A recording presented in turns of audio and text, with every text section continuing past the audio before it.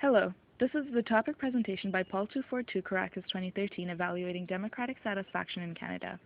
In order to conduct this study, we will be looking at the Canadian election study of 2011 using CPS 11_0 as a dependent variable, which asks the question, on the whole, are you very satisfied, fairly satisfied, not satisfied at all, or not very satisfied with the way democracy works in Canada? Though as the frequency chart below suggests that most individuals are fairly satisfied with the way democracy works, several news sources have shown that this has been in decline in the past several years, as is evident in the Globe and Mail article, whose link is given at the bottom of the slide. So in order to assess what causes satisfaction or dissatisfaction in the way democracy has been working in Canada, we will be looking at two factors. The first is satisfaction with the performance of the federal government, which is survey question CPS 11_17. The rationale here is that as satisfaction with the performance of the federal government increases, the population on a whole is more likely to be satisfied with the way democracy is practiced in Canada. Here I use two studies, the Fluence Inequality and Satisfaction with Democracy, as well as a quarter of a century of declining confidence, which highlight various factors that influence satisfaction with democracy, indicating that the distinction between satisfaction with democracy as a principle and democracy as it is practiced. What the studies indicate is that democracy allows for dissatisfaction to spur voters to seek change in the administration at the next election. As a result, though it increases voters' confidence in democracy as a principle, dissatisfaction would be directly related to dissatisfaction with the way democracy is implemented in Canada.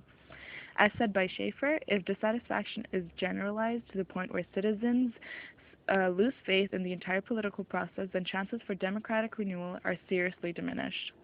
The second factor I have chosen is Quebec sovereignty.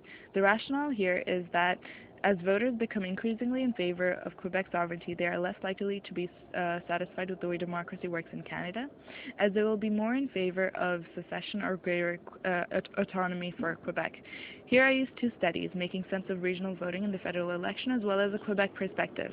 Here the studies indicate that Quebecers are committed to surviving as a unique cultural community, as is evident in the current Values Charter debate, and in order to do that, they would want greater sovereignty to act in their accord, which did not happen in the Meech Lake Accord as well as others in history. I found the following results in cross-tabulating the variables.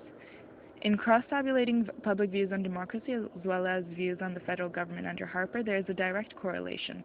Those who are satisfied with Harper tend to be very satisfied with the way democracy works, and conversely, those who are not satisfied with Harper at all tend to be just as dissatisfied with the way democracy works.